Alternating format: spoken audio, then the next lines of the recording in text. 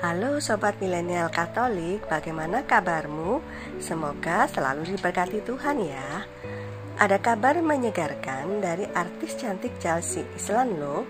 Baru-baru ini artis cantik yang beragama Katolik ini dilamar oleh kekasihnya yang bernama Rob Clinton Kardinal di Bali.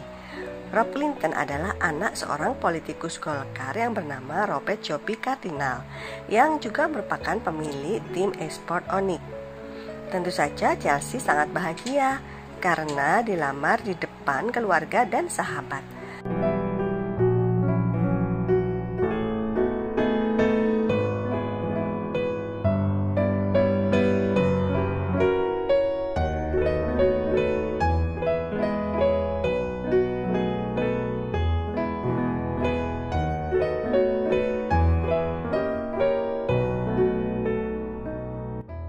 Tapi yang lebih membahagiakan sebenarnya ini nih.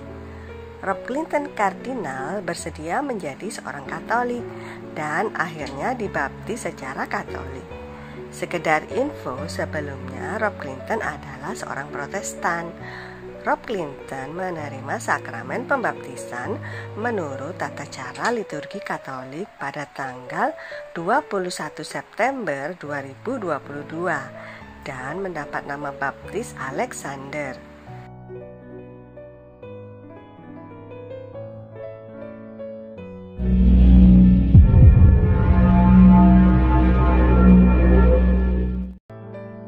Sama-sama pengikut Kristus, kok bisa dikatakan pindah agama ya?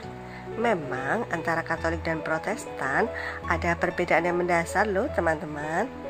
Mungkin bagi kalian yang belum tahu bisa aku share sedikit ya. Yang pertama adalah cara berdoa. Umat Katolik selalu membuat tanda salib sebelum memulai doa. Sedangkan umat Protestan langsung mengatupkan tangan untuk berdoa. Yang kedua, pandangan tentang Maria dan para kudus.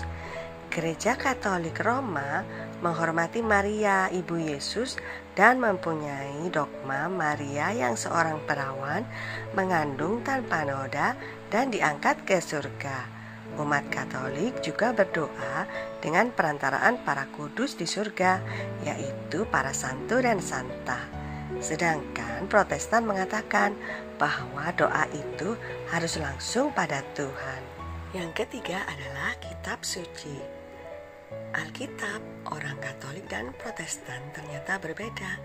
Alkitab Katolik lebih tebal daripada Alkitab Protestan, karena di dalam Alkitab Katolik ada tambahan 12 kitab yang dinamakan Deuterokanonika. Kitab-kitab tersebut tidak diakui di agama Protestan.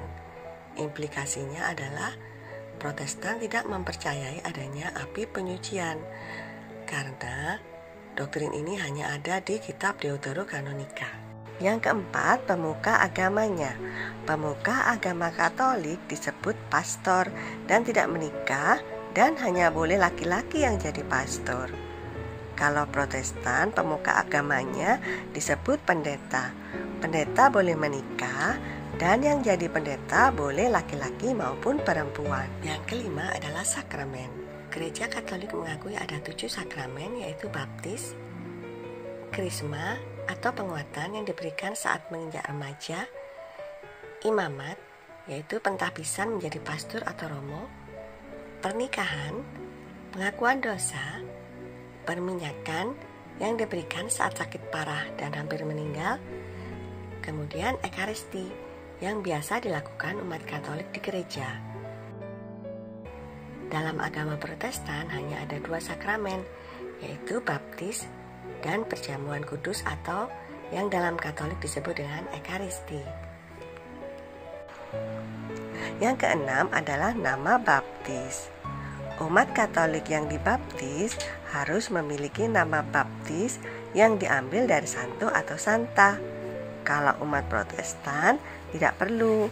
Banyak umat Protestan yang sudah punya nama dari orang-orang suci di Alkitab sebelum mereka dibaptis. Nah, sekarang teman-teman sudah tahu kan perbedaannya Akan tetapi pada akhirnya semua bermuara ke Tuhan kita Yesus Kristus. Sampai di sini dulu ya teman-teman. Tunggu update selanjutnya. Tuhan memberkati.